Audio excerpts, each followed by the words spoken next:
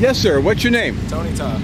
Tony, I hear you just won a Smoothest Rider contest winner for level 4 here in Memorial Day at Texas World Speedway. Is that true? Yes, sir, it is. Tony, did you think they made a mistake? There could have been smoother riders, you know. Tony, no, they didn't. And you had about 40, 45 riders out there, and they picked you the smoothest of all of them. How does that make you feel? It feels good. I learned something new every time. Very good. Tony, okay, you're level 4 rider, so do you think being smooth is important? And if so, why?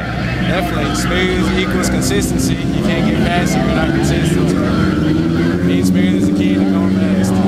And in what ways? Is there anything when you ride that you'd really try to concentrate on being smooth and stuff? Yeah, I try to slow it down a little bit just to, leave room. I don't put 100% in the ride, 90% the ride, 10% to learn. So it helps me get faster that way. That's actually a good formula. Where did you hear that? Something you came up with yourself, or something? One of the RideSmart instructors, Dirk Diggler. Oh, really?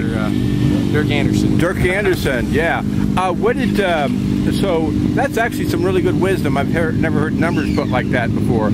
Also, another important aspect, Tony, is being consistent. In fact, you use smooth and consistent together. Yes, sir. Okay, is being consistent important? And if so, why? And how does it differ from being smooth? Any guy can throw out a fast lap, but it's a story of the turtle and the hare, you know. The rabbit might go fast, but the turtle will come get him. Yeah, no, that's really true. And in what ways, Tony, would you, let's say if somebody was asking you, a first-timer or a street rider, if they asked you in a way that they could, what they could do to become more consistent, what would your answer be? Take it to the track. But as far as when they're on the track, I mean, are they going to be looking at reference points or their turn-in point and corner entry speed? Yeah, are these all of that comes to play. I mean, the way you get on that gas, get on the brakes, I mean, everything's got to be learned. You got to take it easy so you can go faster later. Exactly. So there's a time and a place to turn in and a speed, the corner entry speed. That's where consistency comes into play. Exactly. And so, what else, Tony? Do you?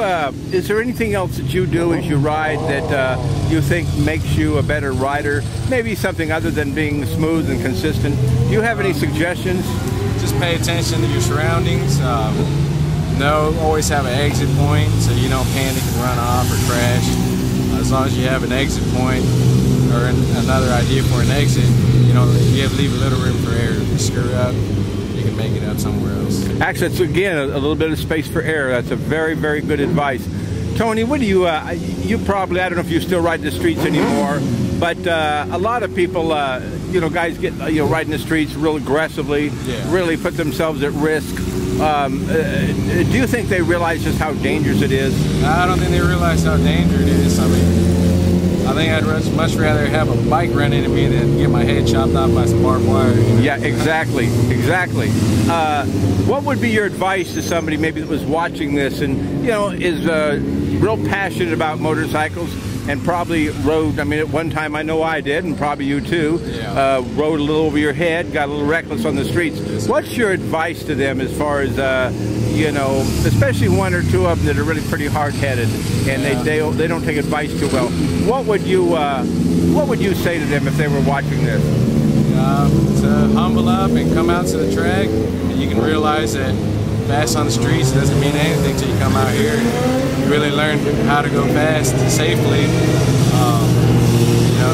On the streets, an error can cost you your life. On the track, you can just get up and keep riding. That's again another really good point. I ought to get you to write our course material. I need to start reading storyboard line. It's got your comments on it. Yes, and has RideSmart, being part of RideSmart, been helpful to you? And if so, what's been maybe the most important thing, or one thing or two things that you've learned from being friendly instructors? RideSmart's got them.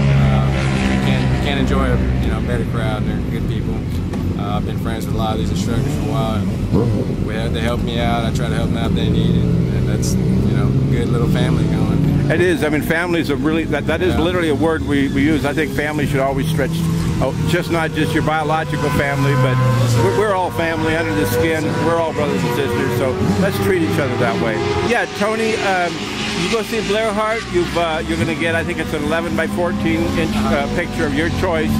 and go see him today and get that picture and get it framed. And again, thanks for all your support for RideSmart. And thanks, David. Thanks, RideSmart, for having me. All right, and keep being a good influence out there. You talk actually very good. I'd encourage you, counsel and advise people. Don't be shy about it. You never know what's going to save a life. Yep, I'm never ashamed. There you go. Thanks, Tony. All right, thanks. Bye-bye.